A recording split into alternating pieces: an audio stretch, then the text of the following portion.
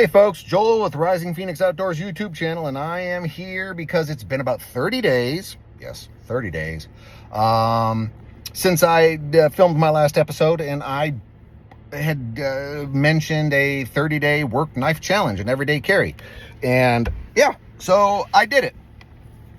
And and I didn't tell you what I was going to carry, I kind of left it mysterious, a lot like me.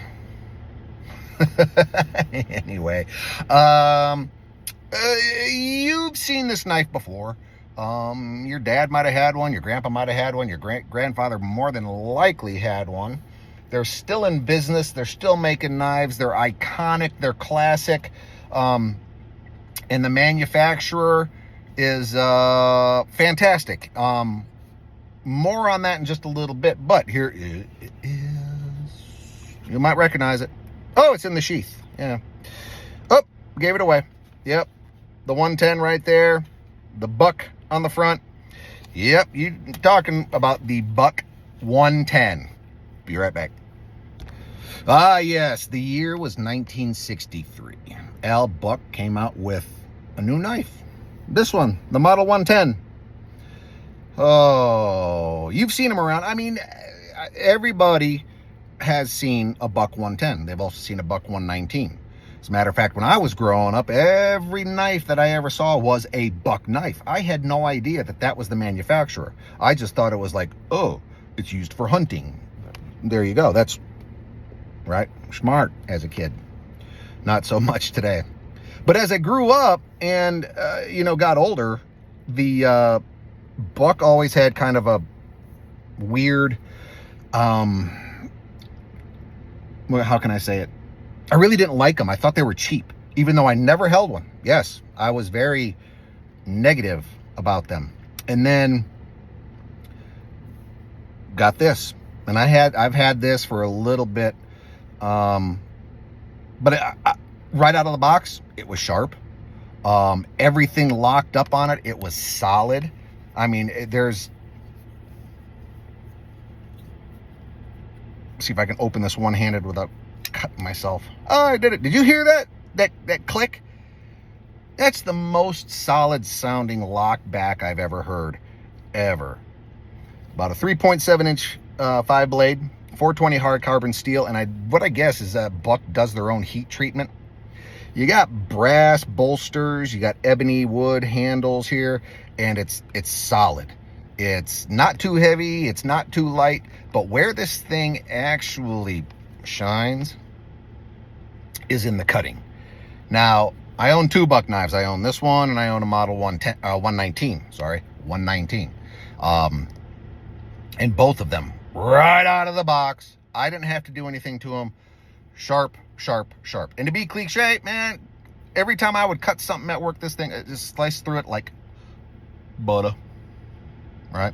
As a matter of fact, cutting through feed bags, cutting through cellophane, cutting through zip ties, cutting through cardboard, I mean, you name it, anything needed to be cut, I used this. Including, the new air foam, not the bubble wrap. I guess it's considered bubble wrap, but they're thicker. They're about the size of like a loaf of bread.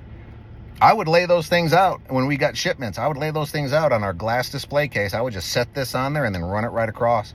And it went through all of them. Piece of cake. Almost no pressure whatsoever. And believe it or not, over the last 30 days, I've only sharpened this once. And it went almost right back to factory sharp.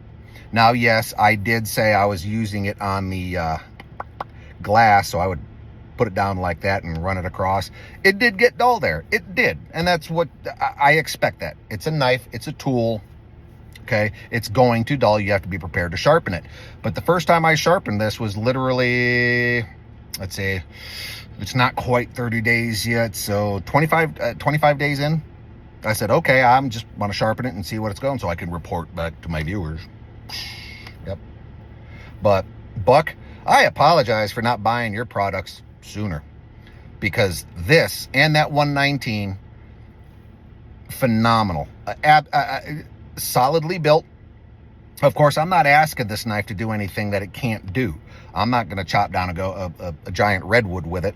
Haven't whittled wood, I did cut some food on my dinner plate with it one evening, and it was still sharp.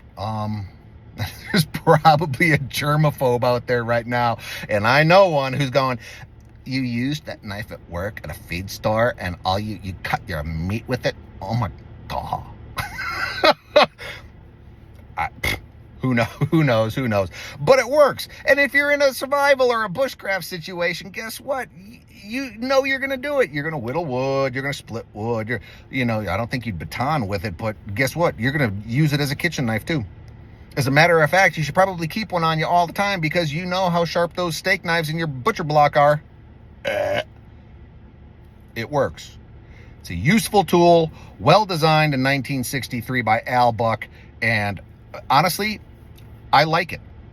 I do like it. But I do have a problem with it, and this is a personal preference. I'm not going to knock the knife itself.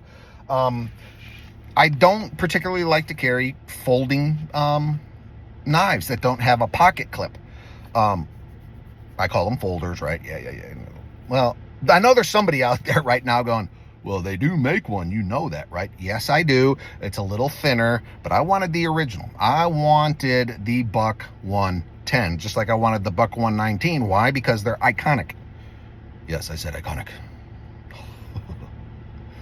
But the sheath, basic black leather, made in Mexico, withstood everything. There's a little bit of wear and tear there. Not too bad. And that's just from me losing all my weight.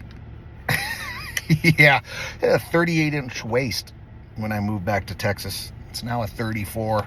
All my pants are 38s, and I feel, I look like a hobo. So anyways. No, Buck, you've done, Buck Knives, you have done something fantastic. I'm glad you kept this in production. I love the history of the company. I love learning more about their products. Honestly, you could buy something like this, wear it every day. That'd be like your grandfather, your great-grandfather. I know my grandfather had one, both of them. And you could actually pass it down as an heirloom. They're fantastic. Solidly built in America, by the way. I don't know the exact weight on this, but I don't care. It wasn't too heavy, so it wasn't making my pants sag. I wasn't walking around to the right in circles, but it's also not light enough so you don't know it's there. You've got a tool in your hands, and just like a ratchet or an adjustable wrench, you know it's there. And I like that. I like that security. So, yeah, it's not quite 30 days, but you know what? I'm going to run with it. It's staying there. And it's of course the first knife that I've done. So got to be honest with everybody, all the knives out there, this one has set the bar awfully damn high. I'm going to let you know that right now. So, did I wear it to work today? No. And you're all probably wondering, what's it going to be? What's the next knife going to be? Well, I did a little bit experiment today, and I took my Case Ridgeback Hunter, the one that doesn't have the good sheath to it. And I said, all right, I'm going to try this. The shape of I'm not going to do it. I'm not going to do it because the shape of the blade is not very conducive to what I have to use a knife for. The clip point, drop point style blades, yeah, that's it. Maybe a little bit of recurve, a little bit of waist, a little bit of belly, just like me. little bit of belly. Yeah, losing 20 pounds in that amount of time. Anyway, yeah, that's it, folks. I don't know what knife I'm going to carry next. But I will, I'll tell you, going 1 month without making a video, is not a good idea. So about 2 weeks, I'll do an update and surprise everybody with what it is, but I don't know if it can beat this. I don't know if it's going to be a fixed blade. I don't know if it's going to be a folder. We'll see. Stay tuned. Stay tuned. Oh, yeah, that's the new click the like and subscribe and the notifications button, isn't it? Yeah, I had to sneak it in there somewhere. So, all right, everybody. Be safe out there. Don't take any wooden nickels, and I'll see you soon. Bye.